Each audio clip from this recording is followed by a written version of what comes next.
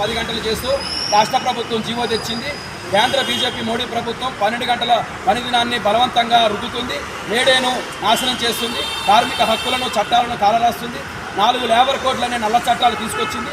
కాబట్టి 8 గంటల పని దినాన్ని కాపాడుకోవడానికి సిఐటియు పోరాటం చేస్తుంది. భవన నిర్మాణ సంక్షేమ చట్టాన్ని ఎత్తేస్తున్నారు, రెన్యువల్ కాలేదనే సాకుతో లేబర్ కార్డులు రద్దు చేస్తున్నారు, కార్మికుల సొమ్ము హెల్త్ పరీక్షల పేరు మీద దారి మళ్లించి దుబారా చేస్తున్నారు. ఒక కార్డు మీద హెల్త్ పరీక్షకు 3,300 రూపాయలు సంవత్సరానికి ఒకసారి టెస్టులు చేయడం ద్వారా దుబారా చేస్తున్నారు. కాబట్టి లేబర్ కార్డులు కాపాడుకుందాం, హెల్త్ పరీక్షల పేరు మీద లేబర్ సొమ్ము దుబారా చేయొద్దని కోరుతున్నాం.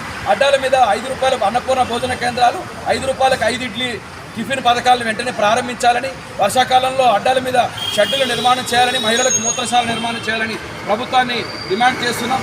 కాబట్టి స్వాతంత్రాన్ని, అంబేద్కర్ గారు రాసిన రాజ్యాంగాన్ని, ప్రజాస్వామ్యాన్ని, సెక్యులరిజాన్ని కాపాడుకోవడం కోసం 8 గంటల పని దినాన్ని, లేబర్ కార్డులను, భవన కార్మిక సంక్షేమ బోర్డును కాపాడుకోవడం కోసం 24 ఆదివారం జరగబోయే నగర మహాసభలను జయప్రదం చేయాలని సిఐటి తరఫున విజ్ఞప్తి చేస్తున్నాం. చిక్కడపల్లి లేబర్ అడ్డా కార్మికులందరూ కూడా ఈ సభలను విజయవంతం చేయాలని చెప్పని కోరుతున్నాం.